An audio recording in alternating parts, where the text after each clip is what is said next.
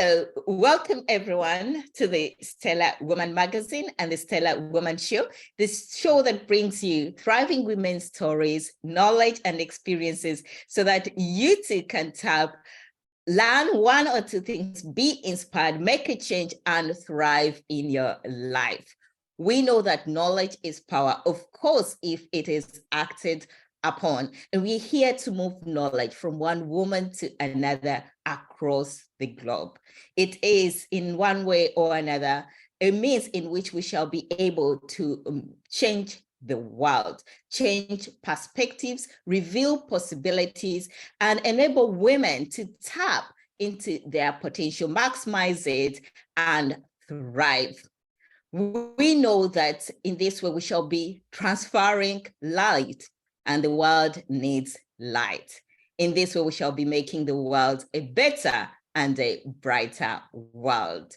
So my name is Stella Olivia Kikoyo, and I'm the editor-in-chief of the Stellar Woman Magazine and the host of the Stellar Woman Show. So this particular theme and show is about striving for excellence. Don't we all want to strive for excellence? Yes. And for today, we are thrilled and privileged to have an audience of a special woman all the way from Norway. We are so thrilled to see you here. Welcome to the show, Karen. Thank you, Stella. It's my pleasure to be here with you today. Yes. So today we have Karen Spens, and Karen is the president of BI Innovation Business School. And we are going to learn about what she does, how did she get there, first of all, and how does she do what she does. So BI is one of the top globally recognized best executive educational schools in the world, that is across the globe. And they've just been celebrating 80 years.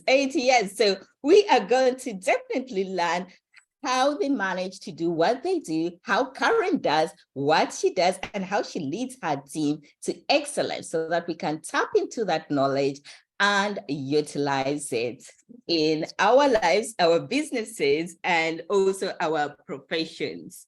So Karen, we are very honored again to welcome you to this show. We want to know, first of all, who's Karen Spens? Apart from knowing that you're the president of BI School, we don't know so much about you, and you have so many hidden things that we want to learn about you. And what is your backstory? So, first of all, again, Stella, thanks for inviting me. It's my pleasure to be here today to talk to you about these things. And you know, one of the things is, of course, also when women want to move forward, I think one of the things that we really think about is, you know, do I dare to take that challenge? And I have to say, one of the things that I did was I took the challenge of doing something completely new. And I moved to Norway from Finland. So I am a Finnish citizen and I've lived in Finland most of my life. So moving to Norway was truly exciting and, of course, also a challenge at the same time. But I do have experience. Before I started as the president at BI, I was the rector at Hanken School of Economics in Helsinki in Finland. Before that, I worked as the Dean of Education. So one of the things I do burn for is, of course, teaching and learning and students. So that made my life easy in terms of thinking about actually moving over to BI, because BI is, as you said, one of the really large educational institutions here in Norway. But about myself, I received my PhD from Hanken in 2001, and I wrote about healthcare logistics. And I became the professor of supply chain management and corporate geography in 2007. So, as I said, I wrote about healthcare logistics, and I think at that time it was a bit different still. It was at the time when many people were writing about cars and lean things, but I said I wanted to do something a bit different. So I guess for me, making a difference has always been really, really important. And I love research, but also especially the research that has a meaningful impact on both people and business and society. And that's why I started actually working from healthcare. I went over to work in humanitarian logistics. So I am actually a professor. Also, I've done for 15 years, I worked with humanitarian logistics or disaster logistics. And I can say that maybe that was during the pandemic, one of the fields that has been truly needed. So unfortunately, I don't get to do that much research nowadays, but that's still something that I burn for. But being the president of BI, of course, is time consuming. So I am telling myself that I think that, doing research will hopefully be at some point in the future something I can do. But at this point in time, I'm focusing really on my life and on my presidency here at BI in Norway. Yes, definitely. Oh, thank you so much for bringing us to Spain in terms of where you've come from. To know that actually you're from Sweden, isn't it? From Finland. Well, sorry, from Finland. You're from Finland all the way here now to tell us that you had to challenge yourself to go to a higher level into Norway. So this is amazing. And doing your supply chain, congratulations on all of that work. And definitely, as you said, you are still needed in research, but there's no way you can do research and be the president of BI. Challenge. We have to agree. We have to agree to that. That's not possible. You are very much needed in very many sectors, I'm sure, within the BI, every single minute of the day, actually. Even if you have 24 hours, you're still needed. More than the 24 hours you have. Oh, thank you for that. We always want to know, was that always your childhood dream career, or did you find yourself growing into academia and yes, finding yourself in a different route, or is it always what you've always dreamed to be? Well, one of the other things that I love is actually music. So I wanted to be a violinist. When I was young, I started playing the violin when I was 4 years old, and I actually really dreamt about becoming a musician. At some point in time, though, I did realize I wasn't probably really good enough to have a career in music. So I decided that, I'm going to study business. And so actually, it's more the latter one. I was invited to become an assistant at Hanken School of Economics, where I studied. And thereafter, if you want to have an academic career, one of the things that you do have to do is have your PhD done. And then when I had done that, I realized I actually love doing research. So having done research for some time, I realized, okay, the next step would be to actually want to be a professor, or in academia. That would be, if you do want to have a research career, becoming a professor is the dream, so to say. Unfortunately, there are not that many that dream about becoming the rector or the president, because when you start your research career, that's typically the thing you do. You love doing research, you love focusing on that. So for many, and I've been even told sometimes, oh, Karen, so you went over to the dark side because you went over to administration. But for me, I think that having had the thought that, and being the dean of education, it was a step for me that I really enjoyed thinking about, and thinking that, okay, maybe that would be the career that I want to have, because I do like seeing things holistically, having my logistics background, and actually thinking about how can I help the whole school, just not by doing research, but actually also by involving myself in administration. Yes, definitely. You're able to see the wider picture and and really strategically be influential in the direction of the business school. Yes, and yes, to really be influential in the strategic direction of the business school, which is so powerful. But definitely, like you said, I believe you're going to be able to give more into the logistics, the supply chain area when the time comes again. Tell me, what's happening to the violin? Is it anything? Do you have time for it? I decided, some time ago that I'm not going to, well, I take my violin sometimes out, but that's not for anybody else to hear. It's more for my own pleasure. I played at some weddings at some point, but that's for good friends. But the other thing I really loved doing was singing in a choir. So, and having that, I'm hoping that at some point again, I'll be able to do that here in Norway, because that's one of the things I really miss. Still being part of being able to make some music and having being there at concerts is a wonderful feeling. So I'm hoping that at someday I'll be able to get back on track with my music hobby, so to say. Yeah. I'm sure you will. I'm sure you will. So we also want to learn that as a striving woman, what are your ideal stellar woman attributes? One of the things I do think that's really, really great is that, first of all, I guess as a woman, I would love for you to trust yourself and really believe in yourself. Because if you believe in yourself and if you're able to do that, you'll be able to help others too. So I think, being helpful, being really, one person that wants to actually make other women shine. I think that's what a stellar woman is all about. Not only making yourself shine, but also wanting to have others shine. That's amazing. Thank you so much for giving us those attributes. It's believing in yourself. I think it's really key, as you've said, but also thinking about others and making sure that they shine. And yeah, we would love to put those into our own perspectives as well. But believing in ourselves really is a key changer in life. I think that's the only way you can make change in the world, if you can believe in yourself. Yes. Great, thank you. So we know, of course, you are the president of BI Norwegian Business School. Please share with us how you got there. I know you gave us a perspective of moving, but how did you actually get there? And the experience, are you able to expand on it so far of being the president? Yeah, well,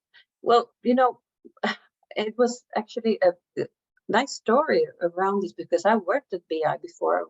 I've been here as a visiting researcher before, so I knew about BI, and then I knew, what a fantastic institution it is.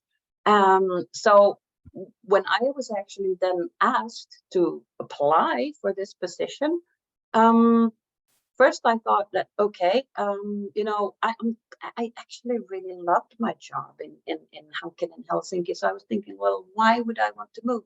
Then on the other hand, I thought, well, you know what, maybe it's time also to take on a challenge. And this is probably an opportunity that doesn't come along many times. It is a kind of a once in a lifetime thing that comes along. So I talked to my husband about it, and he reminded me of the fact that, when I had been here at BI 10 years ago, when I came back and I became director at Hanken, I had told him that, there are two places that I could think about becoming director. And he told me, do you remember that you actually said that BI was one of those schools? And I said, oh, how do you remember that? It's like, yeah, I remember it. So I think you should go for it.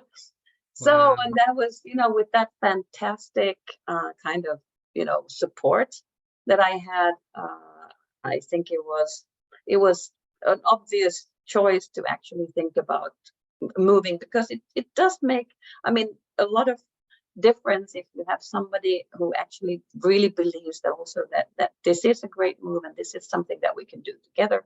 And my husband being so supportive was really great. So that's why I decided, and that's how I got here. And I have not regretted it. I think it's been a fantastic experience. It is quite challenging, though, to move to another country, even though I am a Swedish-speaking Finn. Yes. So I do speak a language that's not the same, but it's similar to Norwegian. So I do understand quite a lot, but still it is it's a different language. So having that background, and of course coming to a school that's almost 10 times the one that I had before, it is challenging, but on the other hand, it's also so rewarding, because I can see that, it's a great institution that I came to, and people are fantastically proud of working at BI. So Yeah. So I'm happy I'm here. You have to be careful what you put out in the world. You wanted to go to BI, and then things come around years down the road. It brings itself to you. Yes, it was good to have your husband to remind you about that. So there was always a good intention to be where you are at the moment. But also, like you said, stepping up to that challenge, having that support of someone who focuses your mind on where you actually need to go and where they know that you will actually thrive. It's good that you had your husband with you to support you. So that's really fantastic. It's very good of him. Yeah. Very good of him. Yeah, thank you for bringing us to speed. So I know that you've ranked, BI has been listed as the best executive, one of the best executive education providers globally by Financial Times ranking, actually for 2023. So I would say again, congratulations to that. And we would like you to share with us how that makes you feel and what makes BI that good.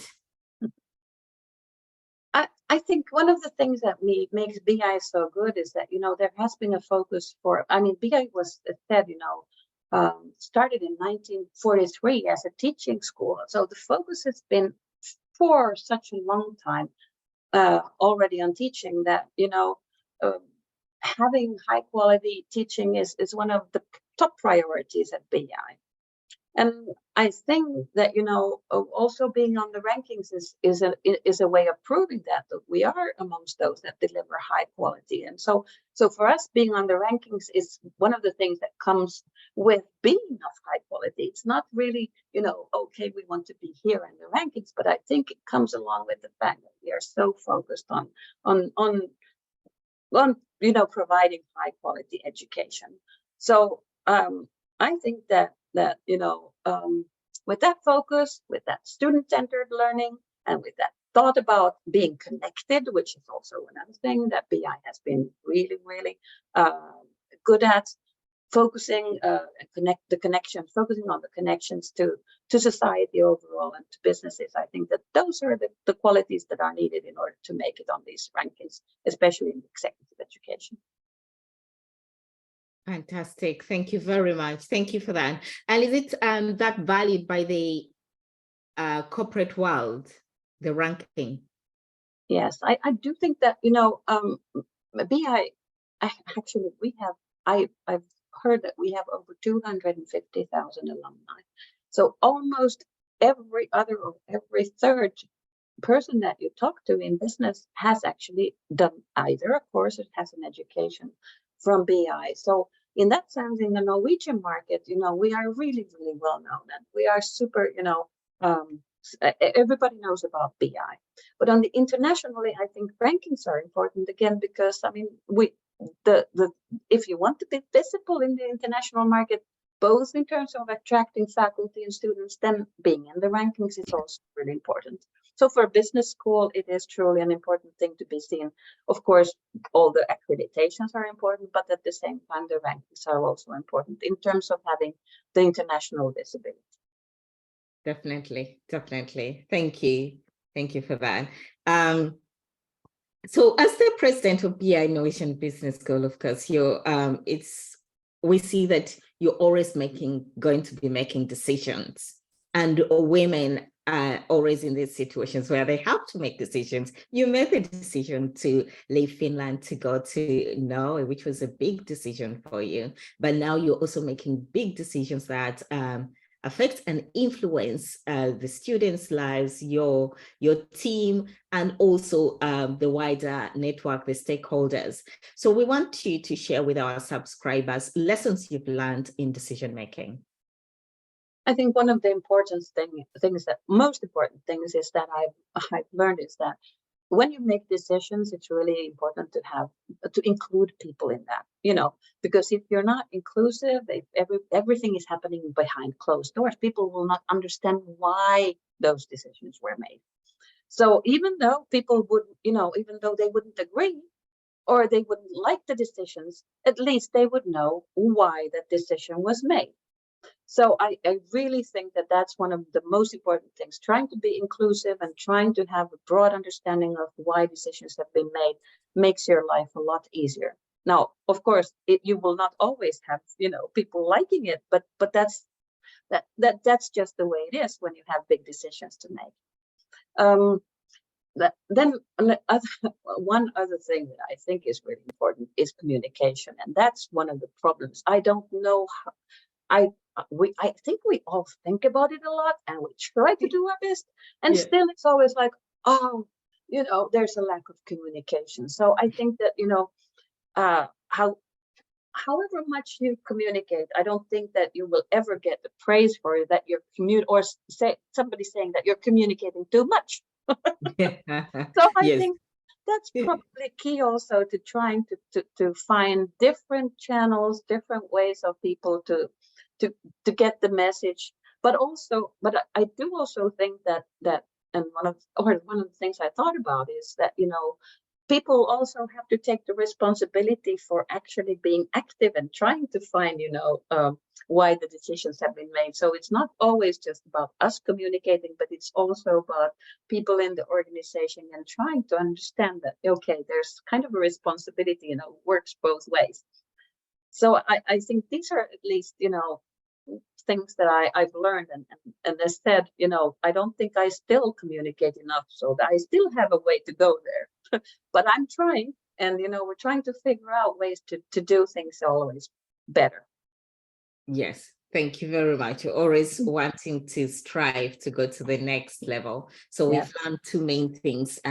One of them is inclusivity, just making sure that you include as many people as you can in the decision-making process so that they know why the decision was made. They don't have to always agree, but they need to know why the decision was made. But the other is communication, that is effective communication to ensure that people get the message, whichever way you can define effective communication.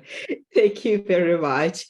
So you are in a unique position to impact decision making, of course, both in business and in politics, through cutting edge research, knowledge sharing, ability to provide future leaders with strong analytical and operational skills. This was part of your contribution in an article that was written by the Harvard Business Publishing in regards to what the future holds for higher education institutions. Please elaborate on this. I think that, business schools will actually really prove indispensable if we're supposed to succeed in solving the greatest challenges we face. Of course, including climate change and wealth gaps and global energy transition. And when we are living in insecure times, I think business schools truly can be powerful arenas for the dialogue and open and critical debate.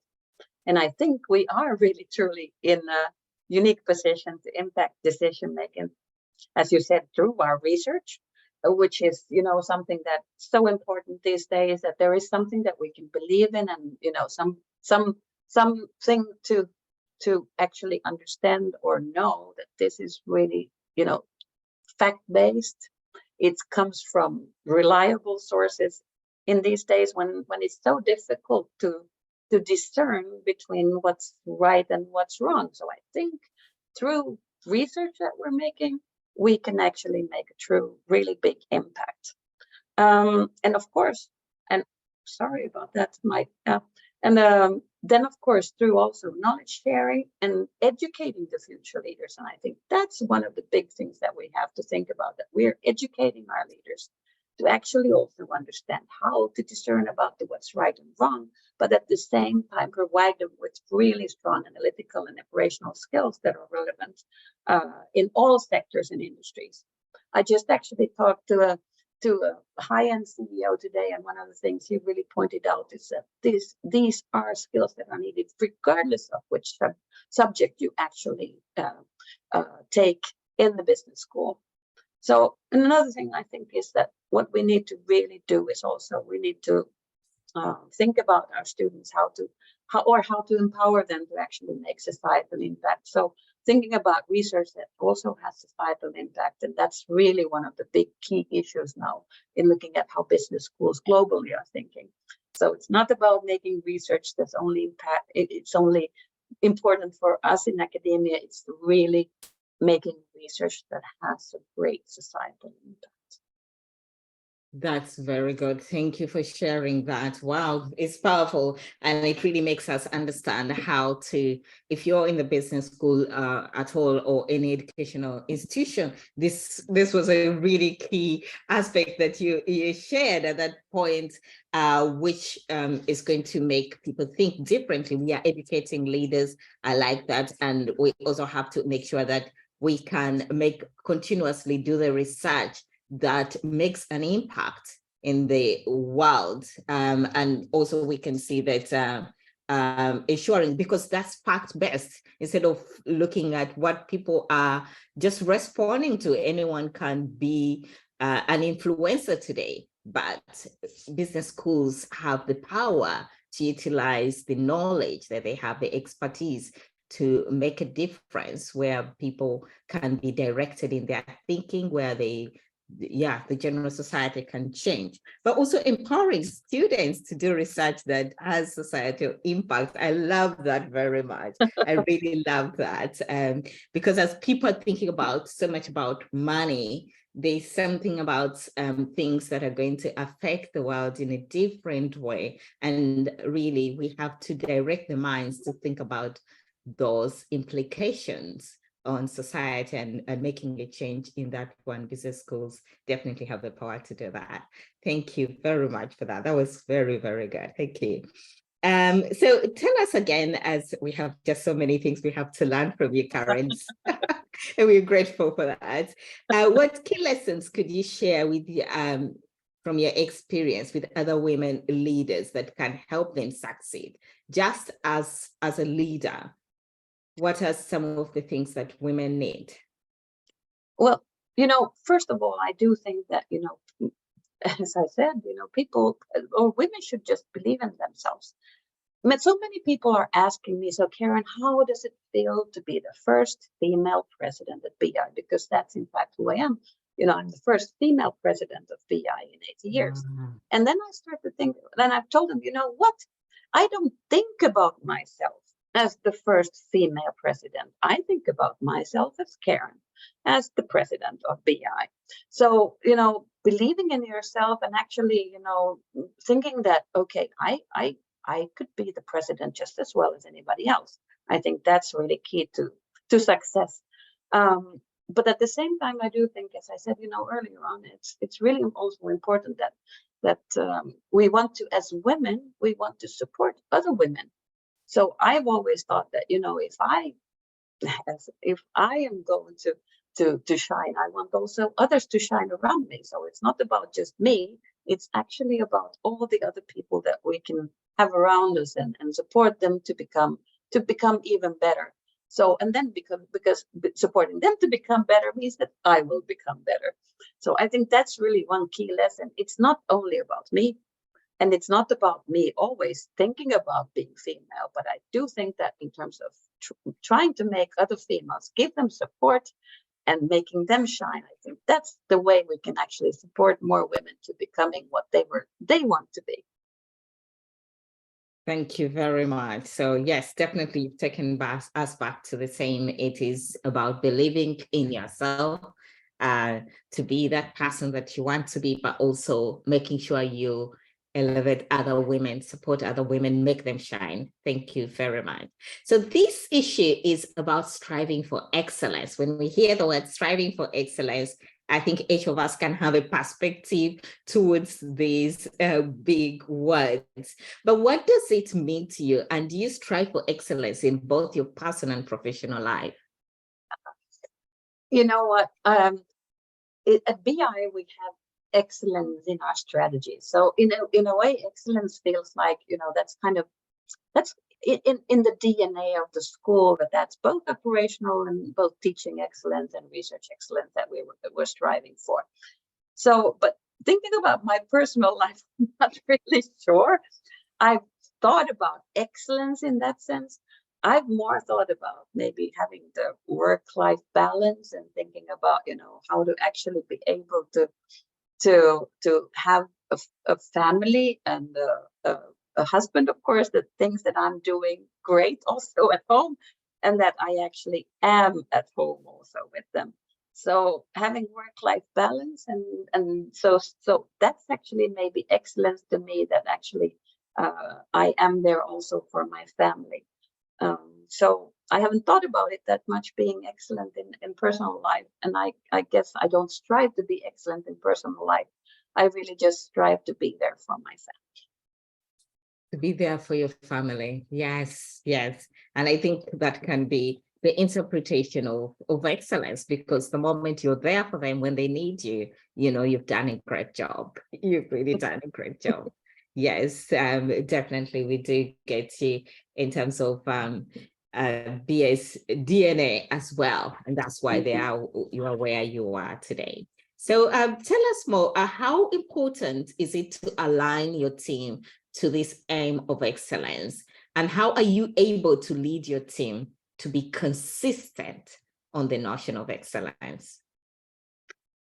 I think one of the things that's truly important, of course, with thinking about teamwork, is that we all have the similar goal. So if we're all very clear about the common goal, and I include them in decision making, I think that's kind of at the outset of thinking about excellence, that we all want to do our best. And as I said, we do have excellence in our strategy and operations and in teaching. So, and having a common definition on that in strategy makes it easier to see that the team wants to strive for the same thing. That doesn't mean that, we're always of the same opinion, but at least I think we know where we're going. And you all agree together to get there. Yes. As a team. That's very good. Thank you. Thank you.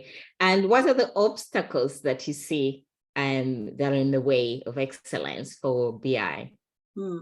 I really do think that it very much boils down to having this common goal. So if that common goal is kind of, is people don't understand that, you don't perceive it, and you don't think really about, us, you think more about yourself, then I think we will be in problems. So I think silo thinking, and that's probably one of the things that's very easily happens in a big, large organization. So I think even more importantly, it's really to think about something that I've actually launched, something that I called Our BI now, because I do think that, people need to have a sense of belonging. And of course, at the same time, everybody needs to know that where we're going. But so silo thinking takes away from that. So I, as a logistics professor, I think it's really important to think about the holistic picture and having people understand that this is important for us. It's just not important for me, but it's important for us, and that the goals that we want to achieve, that they are all perceived as important for the organization, and that people understand what their role is in order to achieve those goals. So not having people doing their best and not understanding the whole picture, I think that's probably the biggest obstacle as I see it. Definitely, I get you. Thank you very much. So it's all about ensuring that people understand their role, key role as players, and they understand the goals. They know where we all need to go, and what is your role in ensuring arrival for that. Thank you. And you aligning it to what you are being in logistics, being supply chain, thinking about the holistic, the whole thing backward and forward all through. Yeah, I think it has helped me understand how even you can pull that knowledge to your leadership, because that's all you think about. It's always the whole holistic approach. Yeah, you're able to align different things that will make it possible for the business school to arrive to excellence. You Yeah, know, yeah, you know, people typically have thought about business school leaders as coming from finance or yes, economics, but one of the things that I realize is that with my background, exactly like in logistics, you do understand really you're thinking about the whole, and it makes it easier to think about, that this what's good for the whole school, not just only what's good for one part of the school or one part of the organization, but really thinking about it holistically. So that is true. That's true. I had not also thought about it that way, but once you related, I thought, oh my goodness, this is how actually logistics works. yeah, And this, I say, thinking about everything in a holistic way, and then it makes you actually a different leader coming with that sort of perspective to yeah, your profession. Yeah, yeah, yeah, yeah. true. Because some of them are really tunnel oriented. Some professions just dig deep into one line, but logistics, of course, looks at the whole perspective. And if you're going to bring value, you're going to have to think about all the dimensions and put them into alignment to make it possible. Yeah, that's amazing. Thank you very much. And I think, I don't know whether that has something to do with what we're going to ask you about how to improve. How do you go about improving excellence in a large institution like BI? I think one of the most important things is that we talked about BI being big in executive education, is that we actually really encourage also people to add BI also to do lifelong learning. Because I think nowadays, when with all these big things happening and with chat GPT and everything, if we're not on top of that, I do think, that uh, striving for excellence um, that will not be possible unless we are actually on top of what we're doing, and of course on top of what we're teaching. So I think it's really about also encouraging people to take part in and continuous education, continuing education, and all of us trying to understand also what's going on in order to deliver excellence both in research, of course, and to deliver excellence in teaching. So, for example, we've actually had at BI now the possibility for 2 people to join our EMBA program. And of course, taking also other courses. And I encourage people to take leadership courses and having mentors and coaches. And one of the things I do actually myself is also I have now coaches for myself, because I do think that in order to be even better, I think that there are so many things that you have to think about, that maybe you just need support in that, and having people take courses and having mentors and coaches and all of that. I think that helps a lot in thinking about moving us forward. Yes, definitely. Thank you. Thank you for that. It helps to ensure arrival for excellence, for any progress that you have to make. Thank you. Absolutely. Yes. So now the pandemic, we know, affected many businesses, and higher education was a part of those businesses that were affected. What was your experience at BI? Well, I'm new to BI. I only started here in August, so I was actually not there at BI when the pandemic hit. I was still working at Hanken then. So, but from what I've heard is that BI did really well in terms of turning over from being a school that had a lot of in-class teaching to actually being really just online. So I think the digital leap we did it both in Finland, but I know that BI, especially the digital leap that was made was just amazing.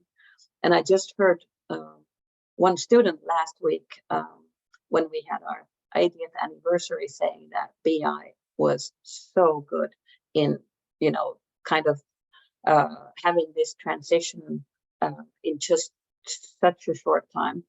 So I think that BI really did well because I've heard that the students were so happy, and that's why I think that BI was prepared, and but on the other hand also had the resources and the maybe even the people at BI were, really, really engaged and wanting to do that for the students. So it was all possible because of the spirit that was there during the pandemic. Oh, fantastic. Well done to them. Yes, I think they had the structures, the infrastructure, but also maybe the people, and the attitude of the people was moving forward, how we move forward instead of being drawn backwards. Thank you. Exactly. Yeah. Thank you. So we would like to know many things. Of course, we want to know, how does success look like to you, Karen? Well, I guess, success can be measured in many different ways. And of course, we can look at success in rankings or success in other measures like that. But for me, I do think that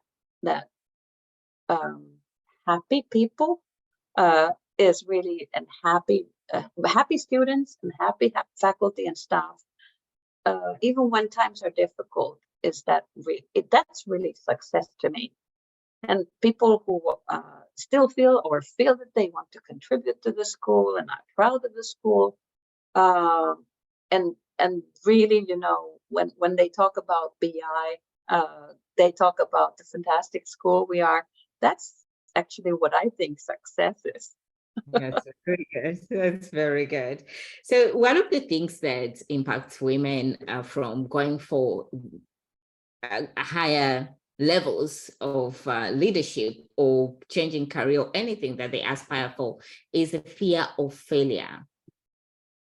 First of all, tell us, what meaning do you have for failure? And then also tell us, maybe let's first hear from you in terms of what you think failure is.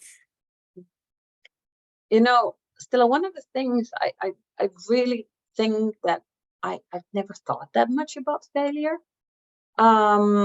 because I've not been afraid of failure. I think that that one of the things that probably is, and as you're saying, it stops women from dreaming big when you have this fear of failure. But I guess one of the things I've really, really had a very supportive family, and we've never been, punished or even kind of, we've even been supported to try and fail. And I think that's really important, that, you have the support and you have the structures and you have other women there also helping you if you fail. So I've never thought about failure that much. And I guess working in academia is not as risky, for example, as being an entrepreneur, because it's not really about money. It's more about your own development if you fail. So I guess having a career in academia, maybe it's not as risky in that sense. So I think that maybe just really saying that I have never thought about failure that much, and I've not been afraid of failure.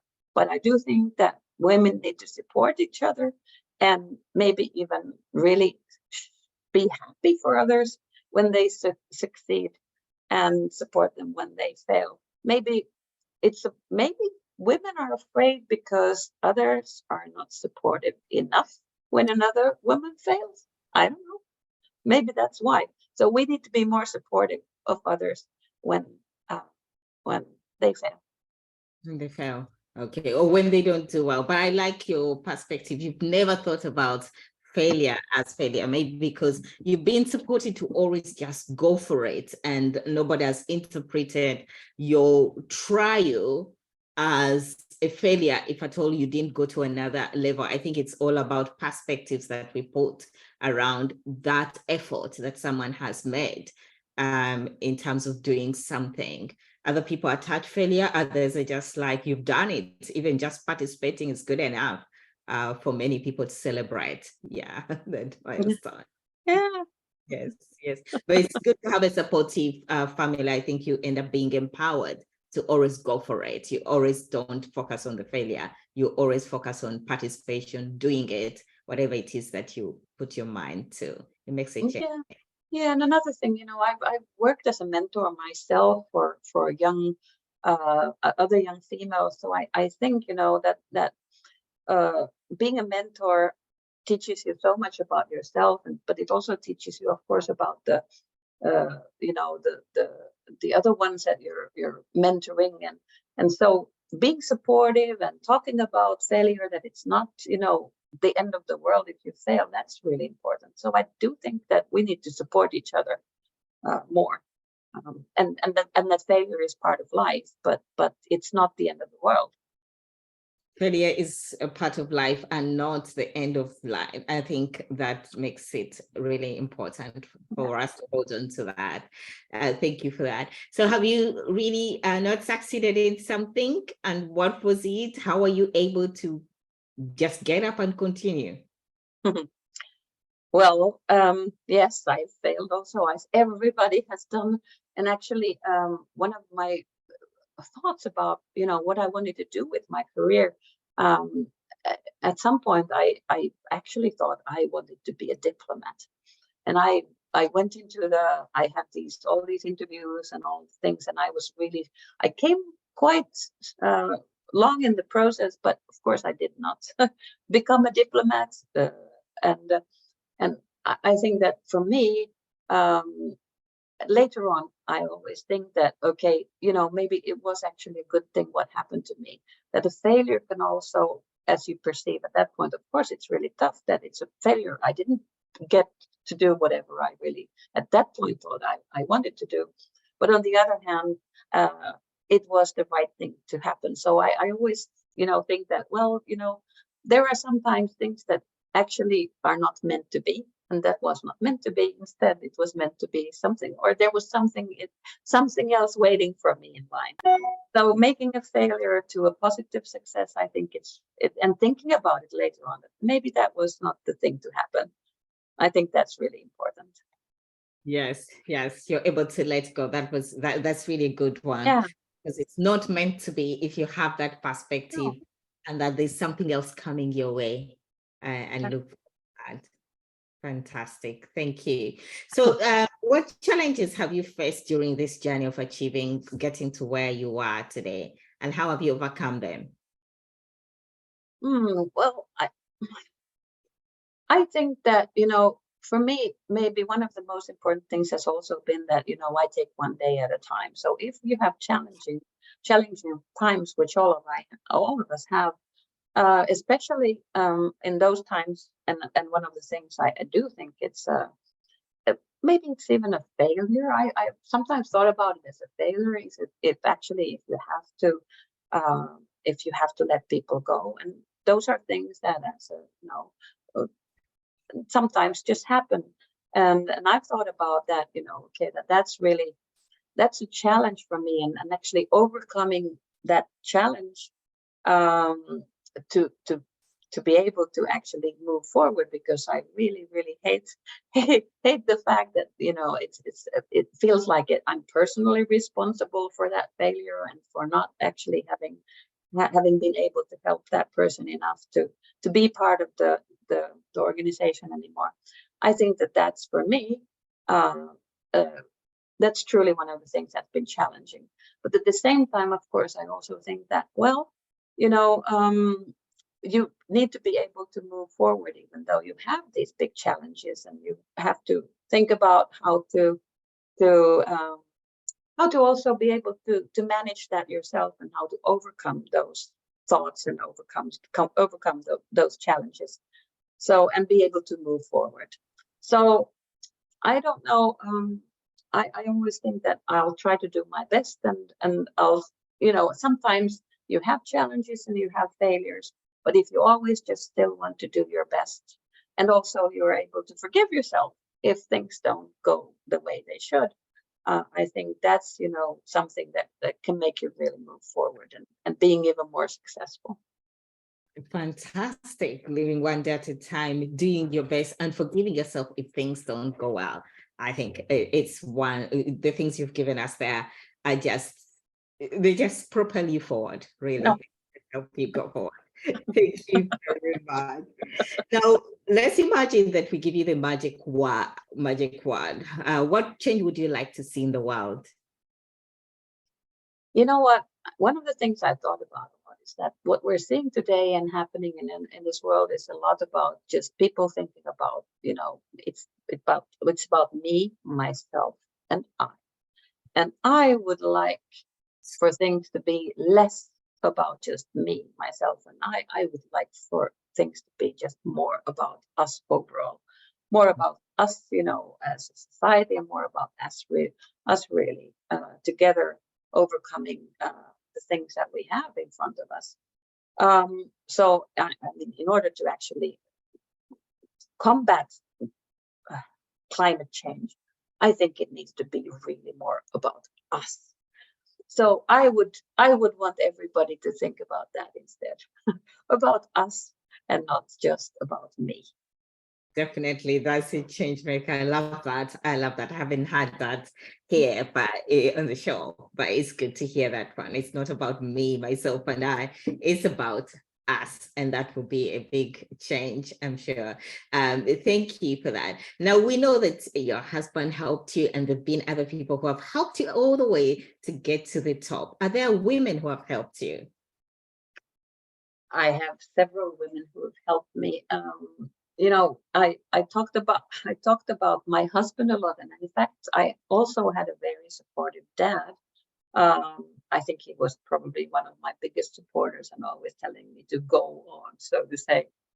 But my father passed away, and then actually my mother stepped in, and she said that even though she always doesn't understand what I'm doing, and she doesn't really know that much about what I'm doing, she's always saying, like, I'll try to tell you, please just go on, because that's what your father would have told you to do. So she's 88 years old already. And she's just a fantastic person, really trying to be there for me. And that is something, that I really admire, to have that kind of, courage, and have that kind of happiness about even me moving to Norway, because I know that it was truly, truly very sad for her when I said that, okay, I'm going to move to Norway, because we during the pandemic we became, of course, we had a lot. We were trying to keep in contact and keep in touch as much as possible. But of course, moving to Norway was a difficult time for her. But even at that point in time, she still said, "Go on." So I really love that. Fantastic. It's good to have a mom cheering. Fantastic. Thank you. So you've given us a few things in terms of what hinders women. It was more about believing themselves and also having trust. Do you think there's anything else? Because we really want always to tap from other women, everything that can be related to their lives so that they can see perspectives. Well, one of the things I've thought about a lot is that women are so critical about themselves. We as I said in the beginning, we don't believe, sometimes we don't believe in ourselves, and sometimes we're even our biggest own critics. So I really would love for women to kind of, as we talked about failure also, to kind of just believe in themselves and and not be that critical. Because sometimes I do think that, and other women are also critical of other women, that maybe we just need to think about trying to help and trying to support each other, because I do think that if we are going to get more people on top, women need to be more supportive of each other and not just be critical of other women. So that's definitely something I really would like to hear other women hooraying more for other women and being happy for them if they actually succeed. If they're happy, to be happy and to be supportive, being less critical of other people's performance as well. Thank you. Very fantastic. Thank you, Karen, for that. Now we want to know, where do we see Karen in the next 5 to 10 years? Oh, dear. I hopefully will have some grandchildren by that time. I see myself being maybe a grandma who takes care of not only just the the close family that I have right now, but also maybe a bigger family. But at the same time, I also do see myself, hopefully, maybe having tasks in society. I love voluntary work. I think that that's at least something I should do and could be doing, or maybe still also active as board member, because I'm active in different boards. So I do see myself hopefully in a role of being part of a family, also, but at the same time contributing to society with what I have, if I don't continue, of course, as the president here at BI, which is of course also possible. We have 2 times 4. The term is 2 times 4 years. So maybe as president of BI, but in 10 years, definitely more as the grandmother and maybe having another role in society. Oh, fantastic, fantastic. Definitely in 10 years, we can see that happening. How many children do you have? I have 2. And I Oh, have a daughter who just married a year ago. So but she told me, I was kind of saying, oh, so when do I get to have grandchildren? And she looks at me and goes like, well, Mom, you'll still have to wait a few years. definitely in 10 years, you should be having some grandchildren. So those to spoil, those to spoil. Yeah. Yeah. So I know you know how to think about work-life balance. You think about it, but how do you create it? Is that how that women want to learn? Hmm. Are you able to share how you're able to integrate and make it possible? One of the things I always tell people is to go home. Don't stay at work. I've been pretty bad at that myself. And that's one of the things I've been trying to think about recently. Okay, because just really, if you are at the workplace and you like to be at the workplace as I do, sometimes the days just, they're just getting too long. So then, especially when my husband is here with me and the dog is here with me, then I think that, okay, I will actually go home and I will not feel guilty about going home and not feel guilty about leaving things. They will not go away. I will actually feel good about doing something else. So I think there's a lot about that. We women are always so weird. We want to do our best and we want to do this and we still want to do that.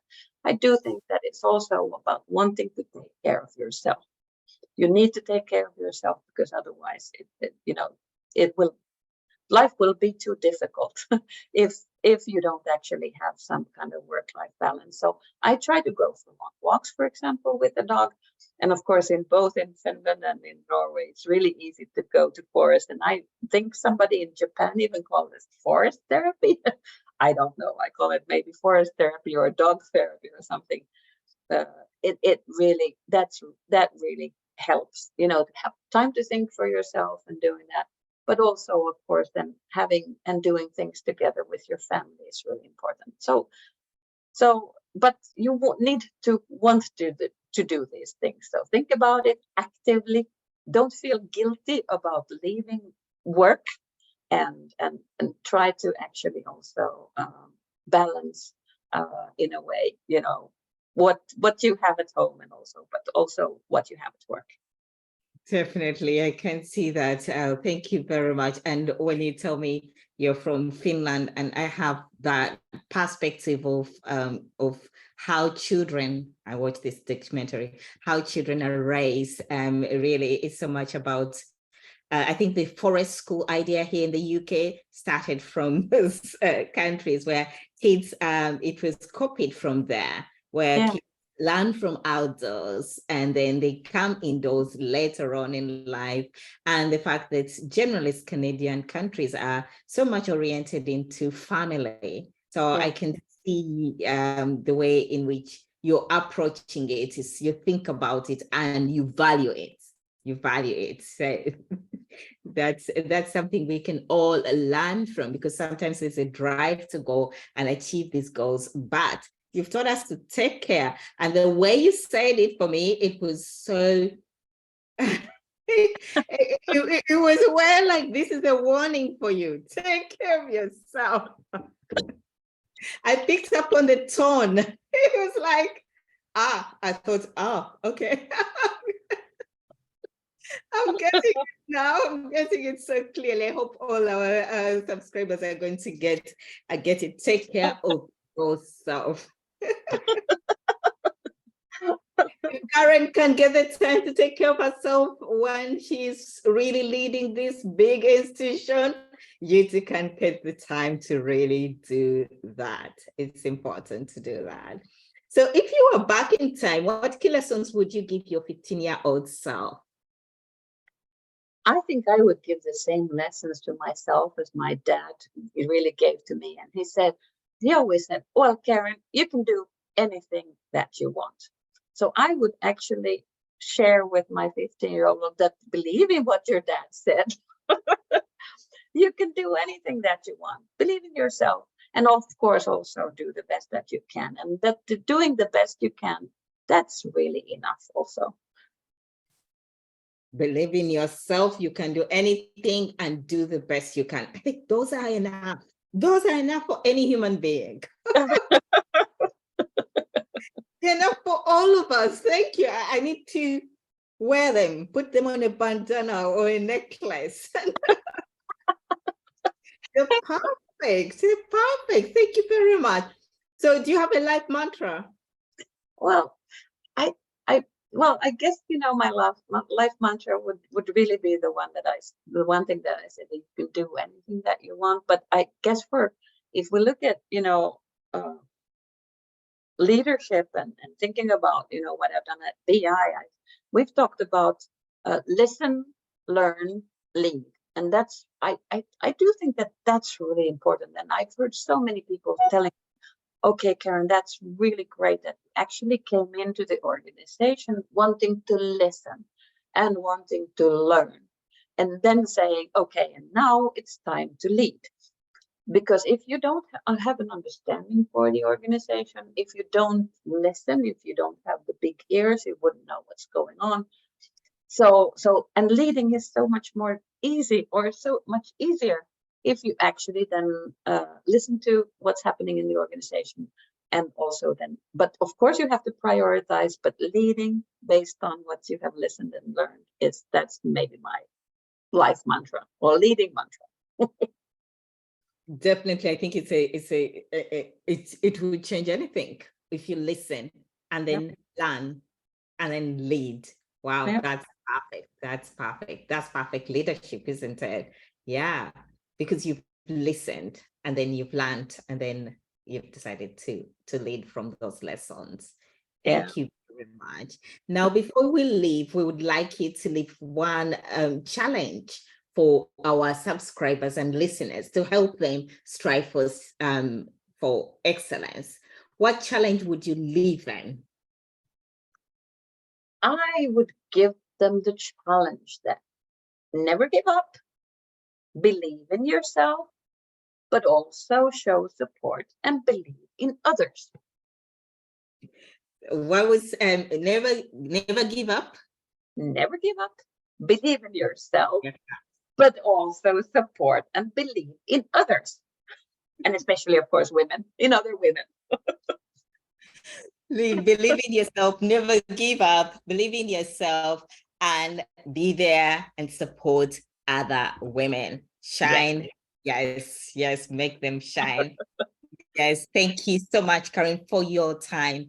Thank you so much for sharing these experiences, sharing your knowledge, being generous as you have been.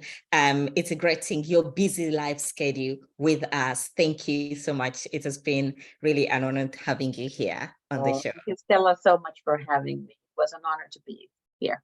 Thanks a lot. Oh, thank you. So it has been me, Stella Olivia Kikoyo, here, your host of the Stellar Woman Show, and also your editor for the Stellar Woman magazine. This is issue 9, which is coming out soon.